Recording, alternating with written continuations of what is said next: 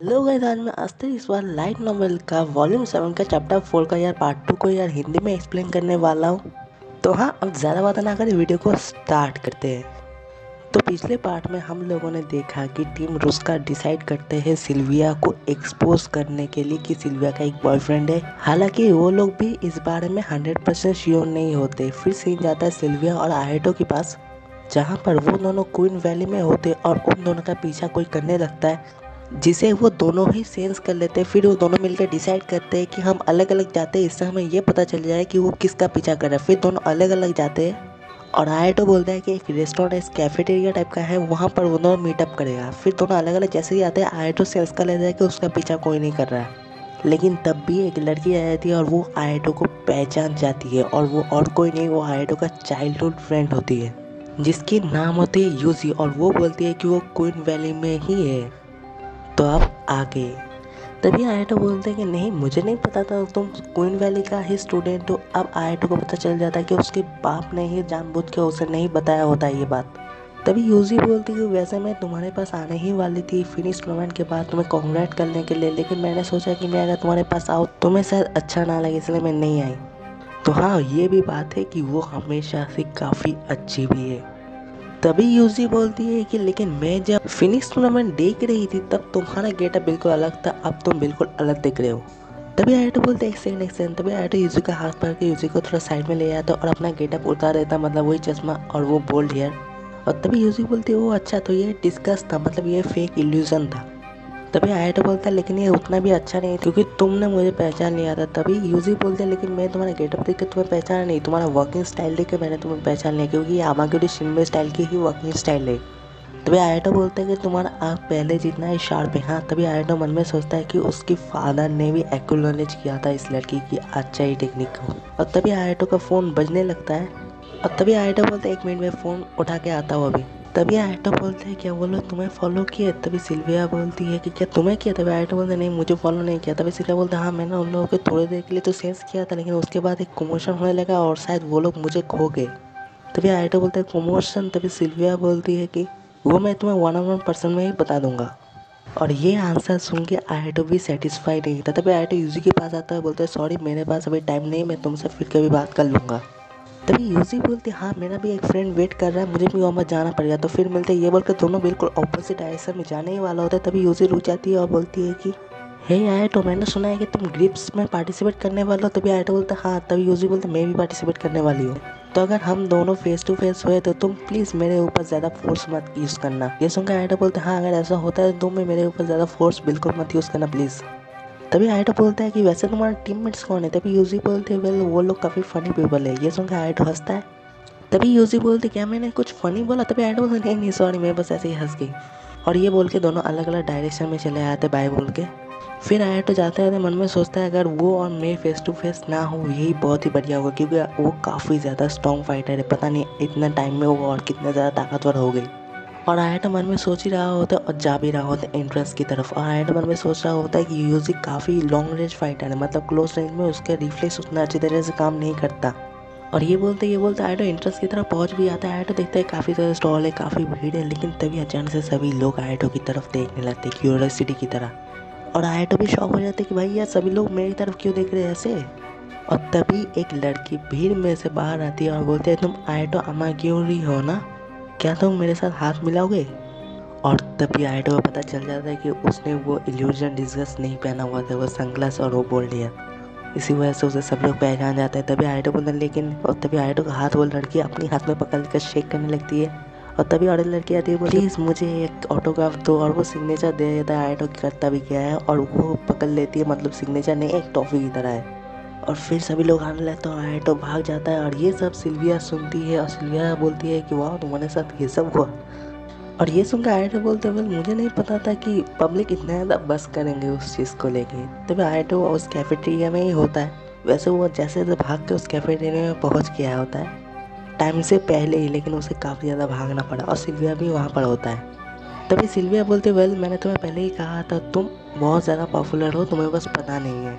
क्योंकि जो लोग भी स्कूल फेयर में आते हैं ना, उनमें से ज़्यादातर लोग ही स्कूल फेस्टा का काफ़ी बड़ा फ़ैन है। तभी आयटो बोलते हैं हाँ, मुझे ये याद रखना पड़ेगा। वैसे तुम कुछ प्रमोशन के बारे में बोल रहे थे ना?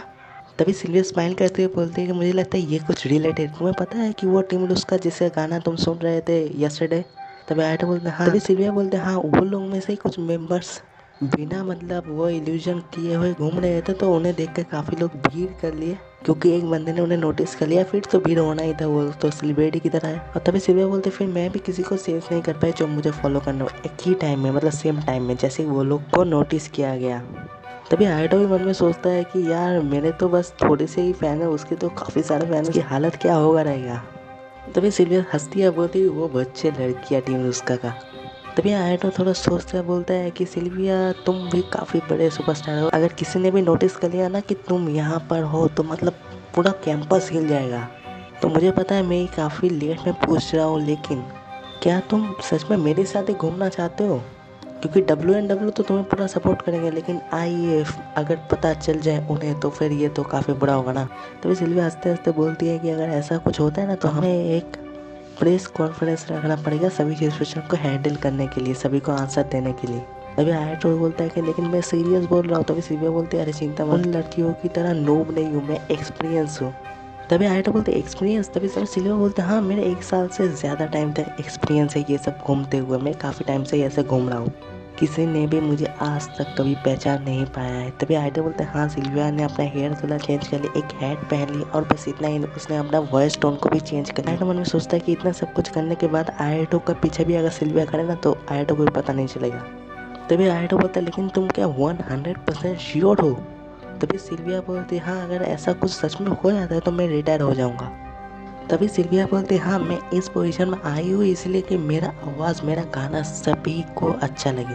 अगर सभी लोग मेरा गाना ही नहीं सुनना चाहते तो मैं गाना गा कर ही क्या करूँ, मैं छोड़ दूँगा गाना गाना। और स्टेज में मतलब बैटल स्टेज में गाना गाना सबसे ज़्यादा होता है, क्योंकि इस बैटल स्टेज को मतलब बहुत सारे एकेडमिक ऑडियंस आते हैं, सिर्फ आस्ट्रेलिया का नहीं बाहर का भी ऑडियंस मैच देखने आते हैं, तो वो वहाँ पर गाना गाना सच में काफ़ी बढ़िया होता है। और मेरा एक गोल भी है, मुझे काफ़ी ज़्यादा ताकतवर होता है। तभी आयटो बोलते लेकिन तुम तो ऑलरेडी काफ़ी ज़्यादा ताकतवर। तभी सिल्विया बोलते शुक्रिया, लेकिन इससे भी ज़्यादा, सिर्फ फाइटिंग में नहीं, मैं अपने हार्ट में काफ़ी ज़्यादा ताकतवर हूँ, मतलब दिल से और अपने पोजीशन में। तभी सिल्विया बोलती है कि जो ताकतवर होते हैं वो सच में कुछ भी कर सकते हैं। हाँ वैसे मेरा पुराना बड़ा वर्सन ऐसा कभी नहीं कर पाता। ये सुन के आयटो थोड़ा शॉक हो जाता है, लेकिन आयटो को कुछ पूछने से पहले ही सिल्विया बोलती है कि अगर सिर्फ गाना गाना ही, मतलब सिर्फ लोगों को मेरा गाना ही पहुंचाना मतलब सुनाना होता है, तो फिर इससे काफ़ी मतलब अलग अलग रास्ते भी है जो मुझे करना चाहिए और मुझे करना पड़ेगा। तभी आयटो बोलते हैं कैसे कैसे अलग अलग रास्ते। तभी सिल्विया बोलती कि आयटो सीरियसली हो जाता है सिल्विया सच में, और सिल्विया बोलती है कि आयटो क्या मैं तुम्हें एक सवाल पूछ सकता हूँ? तभी आयटो बोलता हाँ पूछो। तभी सिल्विया बोलती क्या तुमने अपनी बड़ी बहन हारुका को ढूंढ लिया? ये सुनकर आयटो काफ़ी शॉक हो जाता है, क्योंकि एकदम डायरेक्ट क्वेश्चन रहता है और आयटो को नहीं पता होता कि सिल्विया को ये कैसे पता चले, क्योंकि ये तो उसका फिनिश टूर्नामेंट का जीतने वाला विश था जो कि मतलब सीक्रेट ही रखा गया होता है। तभी आयटो बोलता है तुम्हें कैसे पता चल गया? तभी सिल्विया बोलती है कि कम ऑन, मैं एक स्टूडेंट काउंसिल प्रेसिडेंट हूँ और मैं एक्सेस कर सकती हूँ ऐसे सभी इंटेल इन्फॉर्मेशन को। और मैंने ये भी सुना है कि वो काफ़ी समय से सो रहा है, मतलब एक तरीके से कोमा में ही है। तभी आयटो बोलते अच्छा तो तुम्हें इतना पता है, इतना सब कुछ। तभी सिल्विया बोलते अच्छा तो फिर यही सच है। और सिल्विया बस एक रिलैक्सिंग स्माइल देती है, ये देख कर आयटो भी काफ़ी रिलैक्स हो जाता है। और तभी सिल्विया बोलते असल में आयटो सॉरी मुझे माफ़ कर देना, मैं ऐसे ही क्वेश्चन पूछ लिया, असल में बात यह है कि मैं भी किसी को ढूंढ रही हूँ। ये सुनकर आयटो बोले क्या तुम भी किसी को ढूंढ रहे हो? लेकिन तुम तो, अब यहाँ पर सीन बताया जाता है कि आयटो जब सेंट में फ्लोरा को ढूंढने गया था तब सिल्विया ने ही फ्लोरा का लोकेशन बता दिया था आयटो को। तो आयटो को लगता है कि सिल्विया तो अपने आप के फ़ायदे के लिए भी ये पावर को यूज़ कर सकती है, मतलब वो किसी को ढूंढना चाहती है तो फिर इस पावर को यूज़ करके उसे ढूंढ ही सकती है आराम से। लेकिन सिल्विया को ये पता चल जाता है कि आयटो यही मन में सोचती है, और सिल्विया बोलती है लेकिन मैं ऐसा नहीं कर सकती, मैं सभी चीज़ों को नहीं ढूंढ सकती। हालांकि मैं नैनो कर सकती हूँ कि इस लोकेशन में मिलेगा, लेकिन ऐसा नहीं है कि एक बिल्डिंग के एक जगह पे मिलेगा, ऐसा इतना पॉइंट आउट लोकेशन नहीं बता सकती। और उसको यूज़ करने के लिए काफ़ी ज़्यादा पुराना भी लगता है। तभी सिल्विया बोलते अगर वो पूरी दुनिया ही दिखाए कि दुनिया के अंदर है, लेकिन दुनिया के अंदर कहाँ है वो तो ढूंढना पड़ेगा ना, और उसे ढूंढने के लिए काफ़ी ज़्यादा पुराना की ज़रूरत है, और उतना पुराना 1 सेकेंड में ही ख़त्म हो जाएगा मेरा। तभी सिल्विया बोलते तुम्हें पता आयटो इस आस्तिक में जितने भी मतलब 5 स्टार रेस्टोरेंट ये सब VIP जगह है वहाँ पर मतलब पैसा बोलता है, जिसके पास पैसा है वही सब कुछ कर सकता है, क्योंकि वो काफ़ी ज़्यादा महंगा होता है। वैसे मैंने उसे इतना तो पता लगा ही लिया कि वो आस्टरिक सिटी के अंदर ही है, लेकिन कहाँ पर एग्जैक्ट लोकेशन में ढूंढ नहीं पा रही हूँ, इसलिए मैं पर्सनली जा जाकर ढूंढती हूँ उसे। तभी आयटो बोलता है अच्छा तो इसीलिए तुम डेली गार्ड में थे। तभी आयटो मन में सोचता है जब वो उसे सिल्विया से पहली बार मिला था एक टूटे फूटे बिल्डिंग के सामने, आप लोगों ने अगर सीजन 2 देखा होगा तो आप लोगों को पता ही होगा, तो वहाँ पर सिल्विया इसी काम के लिए ही गई थी, मतलब उस पर्सन को ढूंढने के लिए। तो इसीलिए आयटो भी कभी कभी मन में सोचता था पहले कि सिल्विया वहाँ पर कर क्या रही थी, लेकिन अब सब कुछ क्लियर हो गया और आयटो को ऐसा भी लग रहा है कि इस डेट का असली मकसद वही है। तभी सिल्विया बोलते हाँ वो सब रीडेवलपमेंट एरिया में ही ढूंढना सबसे ज़्यादा अच्छा रहता है क्योंकि वहाँ पर मिलने का चांसेस सबसे ज़्यादा रहता है। तभी आयटो बोलता है मिलने का चांसेस वहाँ पर सबसे ज़्यादा क्यों रहता है।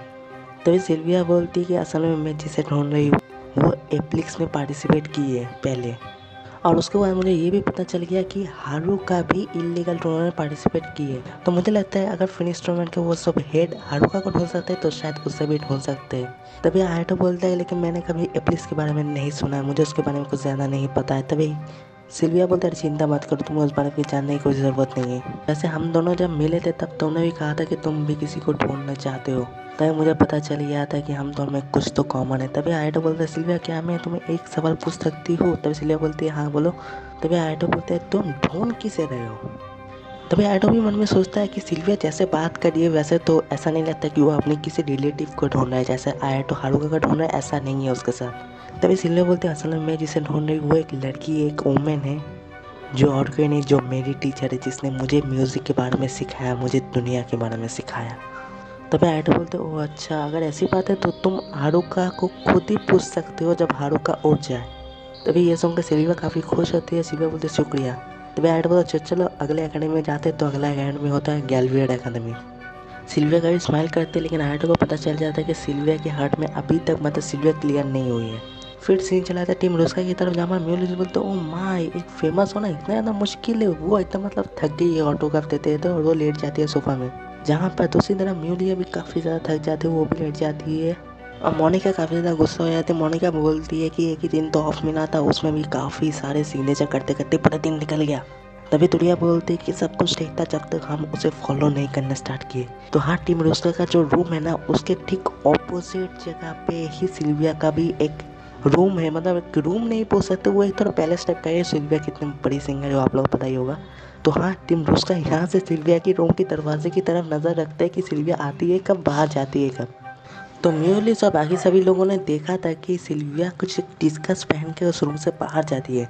तो उसके बाद ही जल्दी जल्दी में वो लोग सिल्विया का पीछा करने लगते हैं, वो लोग अपने ही डिस्कस पहनना भूल जाते हैं। हालांकि म्यूलिया पहनती है लेकिन एक पहना और बाकी 4 ने नहीं पहना तो क्या फ़र्क पड़ता है। और एक फ़ैन ने हमला नहीं किया था, पूरा मतलब बहुत सारे फैंस ने हमला किया था उन लोगों के ऊपर एक तरीके से। तभी म्यूलिस बोलते वैसे इतना तो कंफर्म हो गया कि वो डेट पे गई है किसी के साथ। और ये सुनकर म्यूलिया भी काफ़ी शॉक हो जाता है क्योंकि म्यूलिया को भी पता होता है हाँ ये सच ही बोल रही है। उसे भी नहीं पता होता है कि सिल्विया किसी के साथ बहुत डे लाइट, मतलब डे लाइट में ऐसे कैसे जा सकती है वो। तभी म्यूलिस देखते हैं कि जितने भी फ़ोटो क्लिक किए उन्होंने वो सभी सिल्विया का है, लेकिन उसके साथ जो है मतलब आयटो उसके सिर्फ बैक से ही फ़ोटो क्लिक किया है, इसीलिए उसका चेहरा नहीं दिख रहा है इन लोगों को।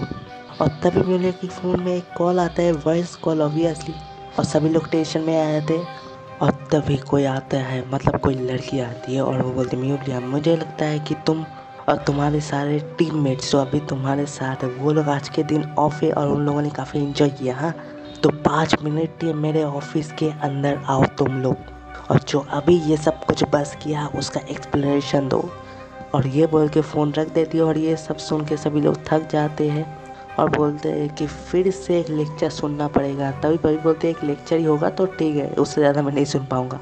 मैं म्यूलिस बोलती है ये सब सिल्विया लिनहाई की वजह से हुआ है और मैं इसकी बदला ज़रूर लूँगी। और इधर ही वॉल्यूम 7 का चैप्टर 4 खत्म हो जाता है, तो नेक्स्ट पार्ट नेक्स्ट वीक तक शायद आ जाएगा। तो हाँ फिर मिलते हैं अगले किसी वीडियो में। टिल देन बाय सी या।